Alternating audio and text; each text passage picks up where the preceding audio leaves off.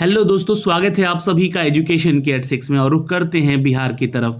बिहार में असिस्टेंट के पोस्ट के लिए पटना हाई कोर्ट की तरफ से कल एक नोटिफिकेशन हमने आपको दिखाया था, जहां पे 550 पदों की नई बहाली की प्रक्रिया शुरू होने वाली है दोस्तों। जी हाँ, आपको बता दें कि ये जो बहाली की प्रक्रिया है ये आपका 6 फरवरी से शुरू हो जाएगा। इसके लिए आपको फॉर्म भरा जाएगा। क्या एलिजिबिलिटी क्राइटेरिया है और क्या एजुकेशन क्वालिफिकेशन है, उम्र सीमा कितनी होनी चाहिए, हमने कल भी आपको एक वीडियो के माध्यम से सारा डिटेल बताया था। लेकिन आज इस वीडियो के माध्यम से इसके एग्जाम पैटर्न को समझते हैं और एग्जाम पैटर्न के बाद यहाँ पे इसके क्वेश्चन पेपर को समझते हैं और क्वेश्चन पेपर के बाद यहाँ पे जो है इसका दोस्तों हम लोग थोड़ा सा एलिजिबिलिटी क्राइटेरिया भी देख लेंगे। तो आपको मैं पहले तो क्वेश्चन पेपर दिखला देना चाहता हूँ। ये पिछले वर्ष जो 2016 में इसका परीक्षा लिया गया था, ये आपका वही पेपर है। 28 मई 2016 को ये पेपर हुआ था। ठीक है, इसके लिए फॉर्म 31 मार्च भरवाया गया था, 31 मार्च तक। ठीक है, तो आपको बता दें कि ये कुछ इस तरह से आपका बुकलेट आएगा। अब ये छात्र बहुत पूछेंगे कि क्या इसमें पीटी एग्जाम ही है सिर्फ? नहीं, मैं आपको बता दूं कि इसमें मेंस का भी एग्जाम है और मेंस के साथ साथ यहाँ पे आपको दोस्तों एक ये जो मेंस का एग्जाम होगा ये आपका रिटेन एग्जाम होगा, जैसे कि बीपीएससी मेंस होता है ना। तो यहाँ पे रिटेन एग्जाम होगा, बट एक ही पेपर होगा, इस बात का ध्यान रखिए। यहाँ पे कोई ऑप्शनल पेपर वगैरह नहीं रहता है। यहाँ पे पीटी के बाद आपको मेंस देना है और मेंस क्लियर करते हैं तब जाके आपको जो है इसका इंटरव्यू होता है। तो ये इसका एग्जाम पैटर्न हो गया, समझने का कोशिश कीजिएगा। कोई भी डाउट होगा कमेंट सेक्शन में कमेंट करके भी पूछ सकते हैं आप लोग, जो भी छात्र हैं यहाँ पे। अब यहाँ पे जो है इसका पेपर आप देखने जाएंगे तो ये कुछ इस तरह से आपका यहाँ पे कुछ गाइडलाइन दिया रहता है पेपर्स के बारे में। 100 क्वेश्चन आता है एग्जाम में, ठीक है, जो कि आपको यहाँ से क्लियर करना होता है। ठीक है, अब ये जो है आपका एक रफ पेपर देगा यहाँ पे कि आप रफ कर सको, जैसे कि ओएमआर के एग्जाम बेस्ड होते हैं उसी तरह से। साथ में आपको एक ओएमआर शीट भी दिया जाएगा। और आपको बता दें कि 100 क्वेश्चन में अगर आपने 80 क्वेश्चन क्लियर किया है तभी आपका यहाँ पे चयन होगा इस बार, क्योंकि इस बार संख्या जो है ज्यादा होगी छात्रों की। और इस बार एग्जाम के पैटर्न का जो सिलेबस है, मतलब उसमें भी थोड़ा बदलाव होगा देखने को। और दूसरी चीज, क्योंकि करंट अफेयर का सिनारियो भी इसमें इंक्लूड किया जाएगा, इसलिए बदलाव मैं कह रहा हूँ यहाँ पे। तीसरी चीज यहाँ पे ये है कि पिछली बार जो वैकेंसी 179 की वैकेंसी थी, लेकिन इस बार जो वैकेंसी है ये 550 पदों की वैकेंसी है। तो छात्रों की संख्या भी बढ़ेगी यहाँ पे फॉर्म भरने को लेकर। ठीक है, पिछली बार 2016 में उतना ये वैकेंसी हाईलाइटेड नहीं था। जिन लोगों को पता था, जो एलिजिबल कैंडिडेट थे, वो अप्लाई किए थे और यहाँ पे जॉब में है। और पिछली बार भी जो इसका एजुकेशन क्वालिफिकेशन था वो ग्रेजुएशन ही रखा गया था और किसी भी डिसिप्लिन में, और साथ में कंप्यूटर का एक जो है आपका पास सर्टिफिकेशन होना चाहिए था। तो यहाँ भी वही डिटेल है आपके एलिजिबिलिटी क्राइटेरिया को लेकर कि आपके पास ग्रेजुएशन होना चाहिए किसी भी डिसिप्लिन में, और आपके पास जो है किसी भी डिसिप्लिन में कंप्यूटर का एक सर्टिफिकेशन कोर्स होना चाहिए, जो कि कम से कम 6 महीने का होना चाहिए। तो आप लोग यहाँ से चेक कर सकते हैं दोस्तों, 100 क्वेश्चन है यहाँ पे दिए गए और यहाँ पे जीके जीएस का भी सेक्शन है। लेकिन मैं आपको बोल रहा हूँ कि करंट अफेयर के सेक्शन को भी थोड़ा सा इंक्लूड किया जाएगा। और पांचवी चीज यहाँ पे आपको बता दूं कि जो भी पेपर होगा ये तो इंग्लिश में दिया हुआ है, हिंदी और अंग्रेजी दोनों ही भाषा में पेपर होगा, है ना। तो आप लोग देख लीजिएगा आगे भी चल के, है ना। आगे ये तो हिंदी का पेपर इसलिए हिंदी में दिख रहा है आपको, लेकिन आपको टोटल कंप्लीट जो है हिंदी और अंग्रेजी दोनों ही भाषाओं में ये पेपर हो सकता है इस बार। तो ये इसका क्वेश्चन पेपर है जो कि आपके सामने दिख रहा है। और ये क्वेश्चन पेपर को अगर आप सॉल्व करने जाइएगा तो देख लीजिए 1-2 क्वेश्चन किस तरह से पूछे जाते हैं। देखिए, जैसे कि अंग्रेजी का पेपर है, बोल रहा है कि in which of the following sentences proverb is highlighted. जो भी यहाँ पे प्रोवर्ब दिए गए हैं वो हाईलाइट किए गए हैं। हाईलाइटेड, सेलेक्ट द अल्टरनेटिव, है ना, उसका अल्टरनेटिव बताना है। तो जैसे कि यहाँ पे अगर बात करें हम, तो in the last budget the government brought forward a new scheme of the taxation. तो इसका एक अल्टरनेटिव वर्ड क्या लिख सकते हैं, एक पूरे सेंटेंस का अल्टरनेटिव वर्ड क्या लिख सकते हैं, ये पूछा गया है। तो यहाँ पे क्या किया जा रहा है, गवर्नमेंट ला रही है, brought the forward a new scheme of the taxation, यानी कि नया स्कीम इंट्रोड्यूस किया जा रहा है, नई चीजों के बारे में बताया जा रहा है। तो इंट्रोड्यूस यहाँ पे आप लोग लिख सकते हैं, दिस इज इंट्रोड्यूस्ड। अच्छा, ये जो है the sales of the company are increasing by leap and the bond. यहाँ पे क्या किया जा रहा है भाई, तो इसमें देखिए कोई, वैसे मुझे लगता है कि इसमें कोई एक वर्ड है, बट यहाँ पे बोला जा रहा है sales of the company increasing by leap and the bond. जो भी उनका लीप और बॉन्ड है उसके अनुसार वो कंपनी इंक्रीज कर रही है।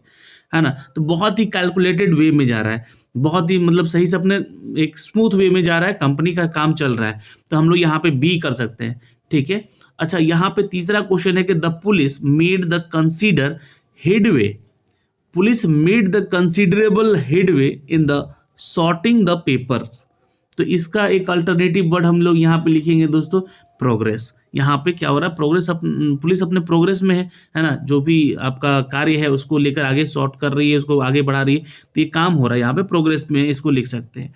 उसी तरह the kind of the women receive the stranger with the open arm, तो यहाँ पे इसके लिए एक अल्टरनेटिव वर्ड लिख सकते हैं दोस्तों, जी हाँ, विथ वार्मथ, ठीक है। और यहाँ पे क्वेश्चन है दोस्तों, ये बहुत इंपॉर्टेंट क्वेश्चन था पांचवा, my friend of helter skeletal down the slope. तो इसमें अगर हम एक अल्टरनेटिव वर्ड खोजें तो ये है दोस्तों ह्यूरिडली एंड द कंफ्यूजन। यहाँ पे कंफ्यूजन क्रिएट हो रहा है, तो इसलिए हम लोग यहाँ पे कंफ्यूजन को ही चुनेंगे यहाँ पे, ठीक है। तो इस तरह से ये क्वेश्चन है। अब देखिए क्वेश्चन नंबर 6 है कि फाइंड द मिस स्पेल्ड, यानी कि जो गलती है स्पेलिंग में उसको बताना है। तो यहाँ पे बताइएगा कि ये जो है आपका गलत है ना, प्रोस्टेटिस कुछ नहीं होता है ना, इसका स्पेलिंग होगा PRIORATISE, ठीक है, तो याद रखिएगा। और 7वां क्वेश्चन है यहाँ पे कि फाइंड द मिसस्पेल्ड वर्ड, यहाँ भी आपको गलत वर्ड बताना है, तो यहाँ पे आप लोग जो है इसको चूज कर सकते हैं, बी जो है आपका ऑब्जोनोक्सिस जो है यहाँ पे गलत लिखा हुआ है स्पेलिंग, यहाँ पे इसको सही कर सकते हैं। तो इस तरह से है जो है आप लोग इस क्वेश्चन पेपर को सॉल्व कर सकते हैं। यहाँ पे फिल इन द ब्लैंक्स दी गई है कि आपको सुटेबल वर्ड्स के साथ जो है फिल इन द ब्लैंक्स को फिलअप करना है। जैसे कि एक क्वेश्चन यहाँ पे देखिएगा, we fill in the blanks respect our parents and the teachers, तो यहाँ पे आंसर कर सकते हैं आप लोग, जी हाँ, वी ऑट मतलब कि ओबे का ये थर्ड फॉर्म है, तो वी हमें आदर करना चाहिए अपने माता और पिता और अपने टीचर शिक्षक का, तो ये ध्यान रखिए, ये क्वेश्चन का ये आंसर हो जाएगा डी। अब ये क्वेश्चन है कि we are highly disappointed about exam, from exam, in exam या विथ एग्जाम, तो 12th का आंसर कर लीजिएगा यहाँ पे विद एग्जाम, है ना। हम लोग बहुत ही डिसअपॉइंटेड हैं इस एग्जाम के साथ, है ना, मतलब कि अच्छा नहीं गया है या फिर पेपर लीक हो जाता है, तो हम लोग कहते हैं ना कि we are highly disappointed with the exam result, ठीक है। अच्छा, यहाँ पे आगे एक क्वेश्चन है कि इसी तरह से देखिए आप बहुत सारे क्वेश्चन को सॉल्व कर सकते हैं, बस आपकी इंग्लिश अच्छी होनी चाहिए यहाँ पे। फिर उसके बाद देखिएगा तो यहाँ पे कुछ क्वेश्चन आपको जो है जीके जीएस का भी मिलेगा, जो कि आगे, पर इंग्लिश का वेटेज यहाँ पे काफ़ी अच्छा है, देख सकते हैं यहाँ पे क्वेश्चन नंबर 30 तक जो है मुझे लगता है कि यहाँ पे क्वेश्चन पूछे गए हैं, है ना। और उसके बाद जो है आपका जीके जीएस का सेक्शन आता है, जहाँ से आप लोग जीके जीएस के क्वेश्चन करते हैं। तो मैं यहाँ पे थोड़ा सा जीके जीएस का भी क्वेश्चन का लेवल दिखा दूँ आपको। ओके, तो ये देखिएगा यहाँ पर, ये तो शायद मुझे लगता है इस पैरा के अनुसार यहाँ पे दिया गया है, ये भी इंग्लिश का ही क्वेश्चन है, ठीक है। अब 30 तक है और आई थिंक मुझे लगता है कि यहाँ से 36 से कुछ क्वेश्चन है। देखिएगा, Jahangir Khan is famous in which sport, तो 36 का यहाँ पे आंसर कर लीजिएगा, ये किसके लिए फेमस है, स्कॉक्स के लिए, ठीक है। और the UN flag was adopted by the general assembly on, तो 37 का आप आंसर कर सकते हैं यहाँ पे, जी हाँ, अक्टूबर 20, 1947। और क्वेश्चन था कि the system of the judicial review originated in, तो 38 का आंसर कर लीजिएगा यूएसए। एंड द 39 क्वेश्चन है कि where is the Bandipur national park, तो ये तो क्वेश्चन मैंने आपको करवाया भी है, Karnataka is the correct answer, see कर ले सकते हैं यहाँ पे। इसी तरह क्वेश्चन है कि the maximum preamble gap between the two session of parliament is, तो 40 का आंसर कर सकते हैं 6 मंथ के लिए ये होता है, जी हाँ। और एक क्वेश्चन था दोस्तों कि यहाँ पे कि which of the following Indian state first adopt the 3 tier Panchayati Raj system, तो ये आंसर कर लीजिएगा, राजस्थान में ये सबसे पहले इंट्रोड्यूस किया गया था 3 स्तरीय पंचायती राज। और in the third battle of Panipat, जी हाँ, in Marathas where defected by, Maratha किसके द्वारा हारे गए थे, तो हराए गए थे, तो ये अफगान्स के द्वारा हराए गए थे, ठीक है, तो आंसर ए कर सकते हैं।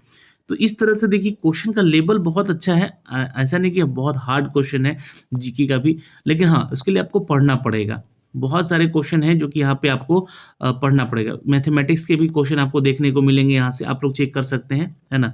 मैथमेटिक्स के भी क्वेश्चन है जो कि आपका बहुत ईजी क्वेश्चन है, मैथमेटिक्स का भी यहाँ पे ज़्यादा टफ नहीं है। और साथ में फिर जो है आपका हिंदी का भी पेपर है यहाँ पे, नहीं ये आपको हिंदी का भी नॉलेज होना चाहिए। आप लोग देख सकते हैं जैसे कि रिक्त स्थानों की पूर्ति कीजिए, साहित्य जीवन की क्या है, तो 81 का यहाँ पे आंसर कीजिएगा आप लोग, अगर आपको पता है तो। जी हाँ, साहित्य जीवन की एक अभिव्यक्ति है। क्या है? अभिव्यक्ति है। तो आंसर यहाँ पे आप लोग कर सकते हैं ए।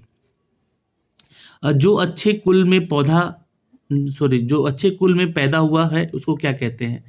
तो इसको कुलीन कहते हैं। ये आपको हिंदी में पढ़ा होगा आपने। सभा जो है कौन सी संज्ञा है? तो संज्ञा के बारे में पढ़ा होगा, संज्ञा के प्रकार पढ़े होंगे आप लोग, है ना। तो यहाँ पे कीजिएगा, ये समूहवाचक संज्ञा। सभा में क्या होता है, बहुत सारे लोग ग्रुपिंग करते हैं ना, बैठते हैं ना, तो वो समूहवाचक हो गया। उसी तरह से इस सब क्वेश्चन को आप बना सकते हैं, जैसे कि एक क्वेश्चन है कि किस शब्द में संज्ञा विशेषण नहीं बना है? गुलाबी, गरीबी, रशीला, भूखा। तो 91 का आंसर कर लीजिएगा यहाँ पे गरीबी। ठीक है, इसमें नहीं बना है संज्ञा विशेषण। निम्नलिखित में से किस में अनुस्वर प्रयोग का उपयोग नहीं हुआ है? तो अनुस्वर मैंने आपको पढ़ाया भी था एक दिन पहले, है ना। तो ये 92 का आंसर कीजिएगा। जी हाँ, नहीं, इनमें से किसी में नहीं। ठीक है, तो इस तरह से क्वेश्चन आपको हिंदी के देखने को मिलेंगे। सत्य बोलो परंतु कटु सत्य ना बोलो, ये जो है कैसा वाक्य है? तो यहाँ पे है ये संयुक्त वाक्य। ठीक है, आंसर कर लीजिएगा बी यहाँ पे। तो इस तरीके से जो है मैं इसका आंसर शीट भी आपको दे दूंगा, है ना, जो कि आपको सॉल्व करके अपडेट किया गया है। तो ये तो हो गया आपका क्वेश्चन पेपर। यहाँ पे आपको समझ में आ गया कि इस तरह से क्वेश्चन पेपर है। ठीक है, और इस बार जो वैकेंसीज आने वाली है उसके बारे में मैंने आपको पहले बता दिया कि 6 फरवरी से लेकर 7 मार्च तक इसका फॉर्म भरा जाएगा। 18 से 37 साल तक का एज क्राइटेरिया है यहाँ पे, और आपका जो मिनिमम क्वालिफिकेशन क्राइटेरिया है ओबीसी SC ST का, वो 40 और 42 साल हो सकता है। यहाँ पे आपको इसी का ऑफिशियल वेबसाइट पे जाके ये सारी जानकारी देखने को मिल सकती है। अब इसका जो है, जो ये पुराना नोटिफिकेशन है उसके अनुसार, उसके अकॉर्डिंग अगर हम देखें यहाँ पे, तो दोस्तों ये जो है आपका, मतलब मैं आपको दिखला देना चाहता हूँ। देखिए उस समय 179 पोस्ट निकाले गए थे। पे स्केल जो है 4600 का था यहाँ पे ग्रेड पे दिया, लेकिन इस बार हो सकता है कि ये जो 4600 ग्रेड पे में आपका सैलरी इंक्रीमेंट हो जाए। कोई 7 CPC के तहत आपका सैलरी लग रहा है, तो 60-65 हज़ार या 70 हज़ार के आसपास की सैलरी बन सकती है आपकी यहाँ पे इस बार, इट में भी, है ना। और यहाँ पे स्टेप 3 से आपको पहले अपना रजिस्ट्रेशन करना होगा और तुरंत उसको फीस पेमेंट करना होगा, फिर उसके बाद एप्लीकेशन फॉर्म भरना है। तो इस बार ध्यान रखिएगा, आपको जो है ना प्रिंट के थ्रू के चालान के थ्रू भी आप जाके अपना फीस जमा कर सकते हैं। फीस जमा करने के बाद जो है आप इसको ऑनलाइन पेमेंट कीजिएगा, तो आपको यहाँ पे फीस चार्ज देखिए 500 रुपये लगा था, इस बार भी 500 रुपये लगने की संभावना, या फिर बढ़ भी सकता है इस फीस। ठीक है, वो भी जो कैटेगरी में छात्र हैं SC ST के, उनसे 200 रुपये चार्ज लिए गए थे। तो हो सकता है कि इन 6-7 सालों में ये चीज़ों को इंक्रीमेंट कर दिया जाए। यहाँ पे फीस बढ़ने की संभावना है, पहले बता दूँ आपको। और फिर उसके बाद आपको अपना पर्सनल इन्फॉर्मेशन डालना होता है। यहाँ पे आप अपना फ़ोटो और सिग्नेचर यहाँ पे स्कैन करके रख लीजिएगा। और साथ ही साथ दोस्तों आपको बता दें कि फ़ोटो सिग्नेचर अपलोड करके फिर आप एजुकेशन इन्फॉर्मेशन डालिएगा, किस डिसिप्लिन में आपका ग्रेजुएशन है वो बताना है। फिर उसके बाद यहाँ पे आपके फ़ोटो सिग्नेचर को अपलोड करना होगा। फिर आपको यहाँ पे साइन इन करके सबमिट कर लेना होगा सारी चीज़ों को, है ना। जो भी चीज़ें आप यहाँ फिलअप करेंगे, अपने डिटेल, अपने एड्रेस वगैरह सब कुछ अच्छे से भरिएगा, कोई दिक्कत यहाँ पे मत कीजिएगा, है ना। और इसके लिए जो आपका एज क्राइटेरिया यहाँ पे 18 से 37 साल था, इस बार भी 18 से 37 साल रहेगा। बैचलर डिग्री आपका क्वालिफिकेशन रखा गया था उस बार, और कंप्यूटर का एप्लीकेशन का यहाँ पे प्रोफिशिएंसी होना चाहिए आपके पास। लेकिन इस बार जो है 6 मंथ का आपका जो है सर्टिफिकेट कोई भी कोर्स मांगा गया है। तो ये आपका जो है डिटेल था दोस्तों, जो कि पिछली वैकेंसीज को लेकर दिया गया था, और इस बार की जो वैकेंसीज है उसको लेकर दिया जा रहा है। तो यहाँ पे कोई बदलाव ज़्यादा नहीं देखने को मिलेगा, अच्छी खासी वैकेंसी आ रही है। इस बार 550 पदों की वैकेंसी आ रही है, और ये पटना हाईकोर्ट की वैकेंसी होगी। तो मैंने तो आपको सारा डिटेल बता दिया, एग्ज़ाम पैटर्न बता दिया, और यहाँ पे एग्ज़ाम पैटर्न भी आप देख सकते हैं, है ना। एग्ज़ाम पैटर्न भी यहाँ पे देख सकते हैं आप लोग। और यहाँ पे देखिएगा कि आपका OMR बेस्ड PT एग्ज़ाम होगा, फिर उसके बाद मेन रिटन एग्ज़ाम होगा, और वो भी रिटन टेस्ट होगा। ठीक है, उसके बाद आपको इंटरव्यू में बुलाया जाएगा। तो 3 फेज में आपका ये एग्ज़ाम है, इस बार भी होगा इसी तरह से। तो ये आपका एग्ज़ाम पैटर्न हो गया, एलिजिबिलिटी क्राइटेरिया हो गया, और आपका क्वालिफिकेशन क्राइटेरिया हमने बता दिया, सब कुछ डिटेल में बता दिया यहाँ से। अगर आपका कोई भी डाउट है तो आप कमेंट सेक्शन में कमेंट करके पूछ सकते हैं। इसका क्वेश्चन पेपर मैं आपको टेलीग्राम पे शेयर करूँगा, आप वहाँ से इसको डाउनलोड भी कर सकते हैं। जय हिंद।